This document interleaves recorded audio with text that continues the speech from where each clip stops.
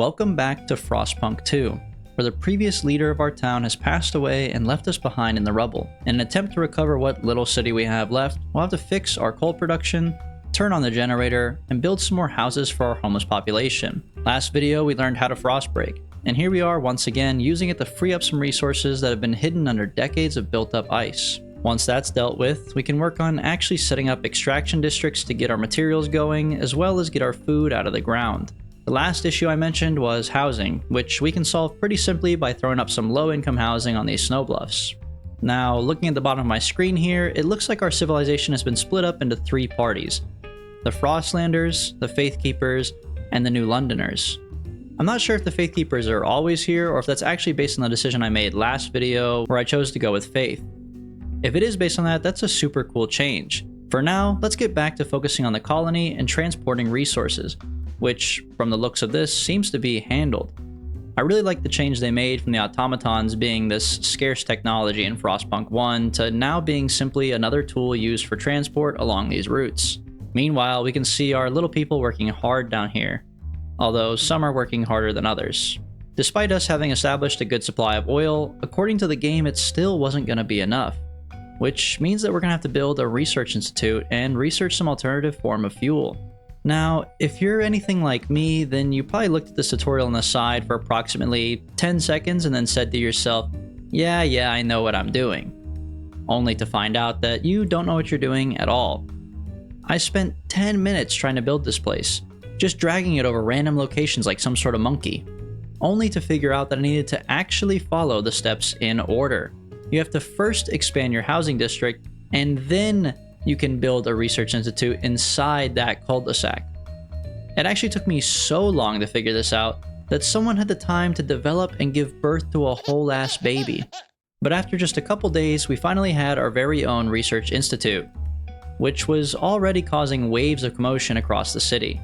People from everywhere were coming up and pushing their ideals on what we were supposed to do, which was apparently more than just talk. Because in this game, they added a pretty big change to one of their old mechanics. See, back in the day, you could just research whatever you wanted. I mean, you're the boss after all. But nowadays, nah. The woke left has taken over and wants a voice. I'm joking. But seriously, you can't just research whatever you want anymore. And the stuff that you can research has political impacts and effects on the citizens and their respective parties. What I chose to research was no longer up to me, and instead I had to ultimately give in to the vast majority of the Faithkeepers and New Londoners. I mean, honestly, I've never been fond of politics anyways, so I don't really care who decides what, as long as somebody decides on a solution that gives us oil. Because right now my people are not happy, as you can see by this ball of distress. Which, to be fair, was justified. I mean, I was just letting hundreds of people die every night from sitting out in the cold, which only made the ball of turmoil even worse, and also introduced these black ink stains on either side of the screen. Not so unexpectedly, the citizens took up a council soon after and held a meeting to decide if I was still worthy of being our leader. I mean, I was doing a shit job until now, so it kinda made sense, and I was honestly expecting to be thrown out. But that's when I learned that this game is just like real life, baby. You can make back alley deals. That's right, I was in the alley behind the building just f***ing Frostlanders, and I was No! Cut! Why are you deliberately trying to sabotage me? Anyways, the point is that when you want to pass a law, people have to vote, and you have to actually take into consideration their opinions. But you do get the chance to sway these opinions by making promises and winning them over, which is how I convinced people to let me stay as the leader. Of course, my first act as our new brave leader was to get lost in the storm. Look, I was just curious how big the new map was, and somehow I literally got lost. I couldn't even find the civilization again, and I couldn't find any sort of button that said center on the colony, which meant that I was somehow lost for like 5 minutes before I finally found my way back home. Having barely survived the cold winds of the storm myself, I felt that I better understood the woes of my people and decided to research warmer insulations for their homes. While I waited for that research to complete, I also worked towards accomplishing our 2 promises that I had made earlier in order to keep my position. Which is when I probably should have noticed something that I definitely did not. In my naivete, I had made conflicting promises. Both of these parties wanted me to pass a law addressing community service, but they wanted me to address it in 2 different ways, and picking one would cancel out the other. For now, it wouldn't matter, but in about a week, they're going to be pretty upset with me when they see what bill I pull out in court. And honestly, they might have been on to me already, because they had already expressed a general uneasiness about my ability to lead, and at one point had even pulled me aside to express their hesitations.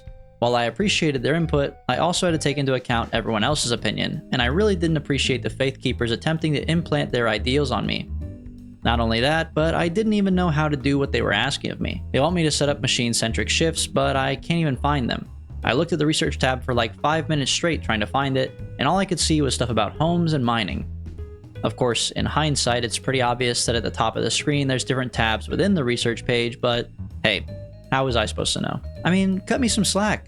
I'm busy dealing with people coming in and out of the hospital and serial killer gangs of children that are just out on the streets, loose.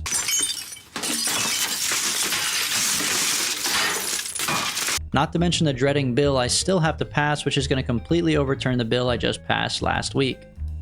Although, surprisingly, the majority of people were actually already in favor of this bill. Well, everyone except the people who voted for last week's law. But that's okay. I have a special plan for these people. See, I'll just take anyone who disagrees with me and send them off into the snowstorm to gather resources for us. We're there. I also tried to make things right by letting them have a say on the law that we vote on next week, but of course, they decided to pass the law that I already overturned. And again, nobody voted in favor of it. But hey, that's not my fault. They had their chance, alright? They can't be mad at me anymore. Well, actually, they can be a little mad at me, I guess. Because once again, I'm the victim of an overwhelming majority. For some reason, most of the people in our town love the idea of not letting anyone have privacy. And while I may not agree with that, I was forced to let the Faith Keepers open any doors that they wanted. The last chance I had to make things right was to maybe impress them with these 2 steam cores, found in a nearby wreckage. I doubt it would change their minds much, but I had to try. On the bright side, those people I sent out in the storm earlier were going to develop our very first material transport, which would allow us to turn this location into an oil mine that consistently sends resources back home. All I had to do was learn yet another non-intuitive mechanic of the game, which is how these little map needles work. Look, maybe I'm just stupid at this point, but it did not make any sense to me, and once again I was forced to watch the tutorial before figuring it out myself and setting up my own route. Back home, the gangs of children were continuing to expand and get out of hand, which made me think that it would be a no-brainer to sign off a bill doing something about these children. But for some reason, we can't even agree on that. Once again, I was forced to make some under-the-table deals just so I could stop these kids from committing crimes. But passing this law seemed to backfire. People must have noticed the back alley deals that I was making with these other factions and decided to actually break off and develop their own brand new faction known as the Evolvers. A voice of logic and reason that cares not for people. This of course could not be allowed, so I immediately condemned them and kicked out like 20 people. Which, by the way, I do not regret at all, because these people wanted to send the kids into the mines for literally no reason. We can just expand them with explosives instead. Oh, that's what happens when you use explosives. I guess it creates a massive fire that could kill everyone inside. This made me feel horrible, but ultimately I had to make the decision that was best for the whole colony, and we couldn't afford to lose an entire mine over a couple good men. I had to let them go for the good of the people. Thankfully, it seemed that our citizens agreed with me and expressed that I had done the right thing. However, the Frostlanders seemed to not care at all, because they were just continuing to try to pass their stupid law that no one cares about. Despite this, I still liked them better than the Evolvers, which is why I made sure to condemn them once again and promoted the Faith Keepers instead.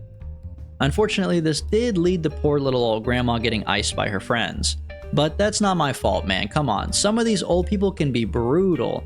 Not to mention that old people aren't even our real problem.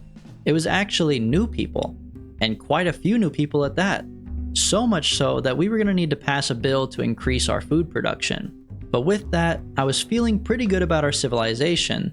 It wasn't perfect. I mean, we had issues with sickness, crime, and squalor, but it was our civilization. And it was possible that the solution was right on the horizon in the form of a very familiar colony nearby. But we'll have to figure out how that goes next time. So for now, thank you for watching, and I hope you enjoyed. Have a great day.